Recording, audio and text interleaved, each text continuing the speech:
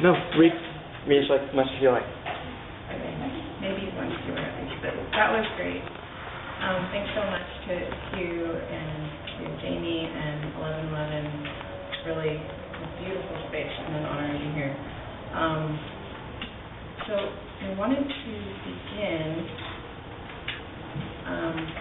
with a poem that actually got left here.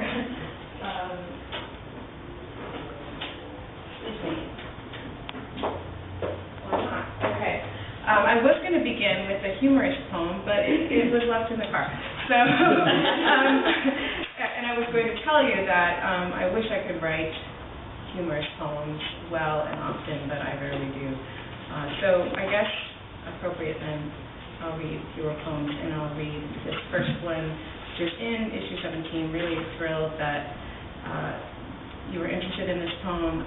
It's about acupuncture, of all things, and I never thought I would be devoted to acupuncture.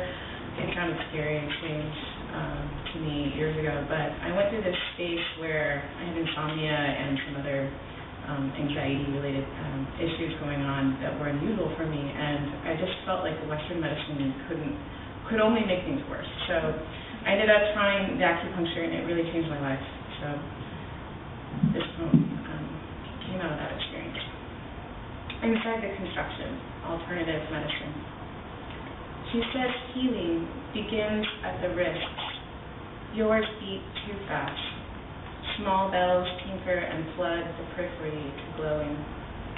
Drink muddy roots sold in plastic. Live underwater. Funnel bitters to promise uprooting. Plunge the only way through pressure dampening acrid around a visible vein. She counts on certainty, a pulse outside of passing cars. To recover what name is hidden inside my own, each meridian dots a line to cross my body's insults. Anybody will betray the heart of the matter. Clotting sweat's record of pins, redness thickens to bruises. Loop her ocean mimicry. Swim what's tidal, a narration that punctures me back to narrowing bone. Reliable as an hour, this gulf sweeps breath across absence. Where darkness swells to green, a heat lamp is also the sun. A dahlia ripples signals through my ankle and out to the living. So, I'm going to read something a lot newer than that one.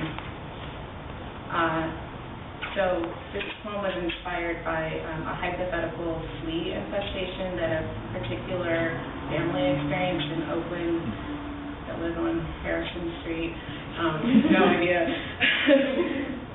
exactly what happened, but also it was inspired by actually hearing my son, who's now 16 months but was then like 6 months old, fall from a high bed at my mother's house, and this like crash and his head hitting a very sharp piece of furniture. It was very traumatizing for both of us, and this poem is sort of a conglomeration of those events. So, triangulation. We watched ourselves in every blanket. I found the dark.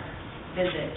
Prancing the side of your ear, consequence of a road swollen with pavers, a desert thirstier in winter eyes, drier from generated heat spheres. When you fell, your grandmother didn't rush for ice, but at me, at stones, studied by stones. Your smile didn't end, blame or our old pyramids rebuilding. All the glass tables in her house, a constellation pulsing to return home. So the sight of your head rearranged us and our cat's body, as even the most docile human animal wishes to own freedom. Even the black vessel nesting in your infancy, I read all pets are an effect of a narcissistic mind. to count on disowning. We are all temporary. So, I think I'll read one from my latest chapbook, which is out through Jacksonville Press as of spring of 2013. And I'll read you a poem inspired by an earthquake. It took place a while ago with Christchurch, New Zealand had an earthquake several years ago.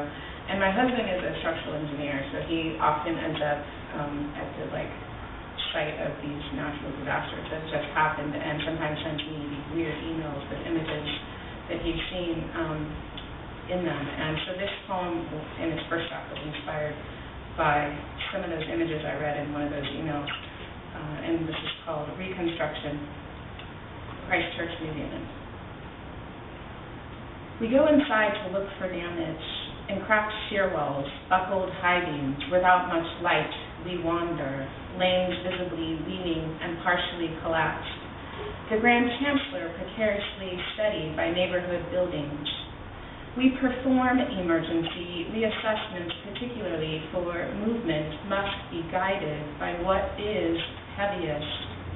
I feel each sticker to label trauma, green, yellow, or red, surfaces categorized, the firemen standing over parapets, fallen gargoyles, decimated facades, shatter skylight shadows, longer now everywhere, aftershocks 4 times a day, or the possibility of joy thickens, bricks on streets we're told were cleared, of dead pigeons, drying squashed toes. In summer heat you can't enter a red building or anything opening so without a charter to grant a search warrant for the 10-story, 10-fold wreckage in the lobby cafe, gathering safety, glass around tables, abandoned island, harbor, half-eaten bacon and eggs, rotting the urban rescue, debris away from cell phones, lost to their own reeds, still piling hasty over greased basements, flooding a blue glow.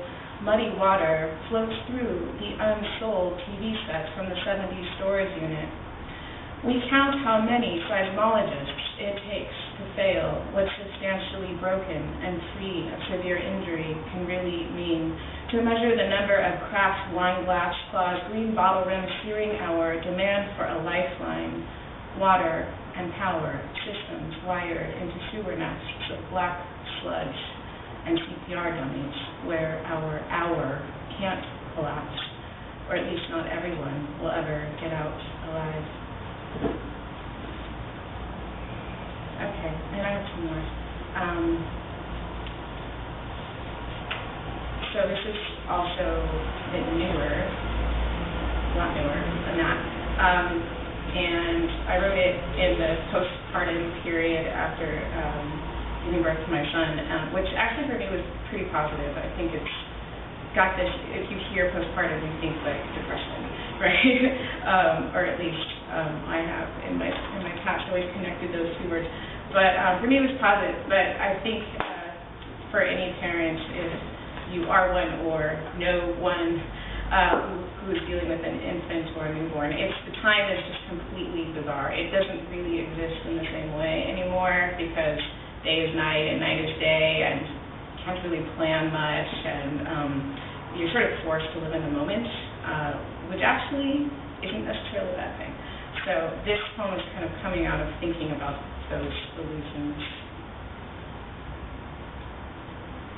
Without duration, wind trumpets my hair, displays the tulip of my body, swarms, morning, milky noon absolutes, gather friction, rattle away expectation, for you slips, unposed, breast drips our gusted arms to defend nakedness, unpeel skin, gusted arms to unpeel breath, peering your eye to open that mine and this moment never, to return anguish runs against, I now a merely broken circuit seeking, what flees water, what mothers a cirrus, blown back to what is a floating circus, in sight of unbroken sunlight anchored by sound, feeling, ungathers without pause, without every eye. I face off suddenly, arching your internal brow, now awakes, floating breath, confides a sea to foam us, a water song, against denial, against the body gashing itself. So the last piece I wanted to read is actually something that came out a few weeks ago on Monday night, issue 13. There, we don't know the journal. You guys have a copy of it. I don't know if I know it's supposed to see. I love the cover. It's funky, but appropriate for Halloween. Our alums published it. What's that? Our alums published it. Oh, awesome. Yeah. That's good. Yeah. So this is an experimental sonnet of sorts, I could argue. And I really haven't written anything like it before, and I've never read it at a reading before, so I thought I would take the risk. And I mentioned the first poem I meant to read is a bit playful. This is definitely me being more playful. Whether you think it's dark still, I'm sorry if it is, but Muse Rituals. Rain from us the world, call us walls, invisible. In her, a brick of music, a mouth, she runs to roof. In us, protest a body spring, a pail hides her field string. Gossamer whips with iris, carp shocks trout with sky. She rains her own destroyer, I. You destroy, raining, I. Sheets awake, skirts raining, pleats rain linen sleep. Rain draped streets I sour, shingled rain knows speaking. Without unknown rain shift oceans, she reels afloat my river. Treading rain temporal, wash our disarranged. Soaked rain holds withdrawal, lose rain in assemble. Grief pales my window, sketched so we is vain. Thanks very much.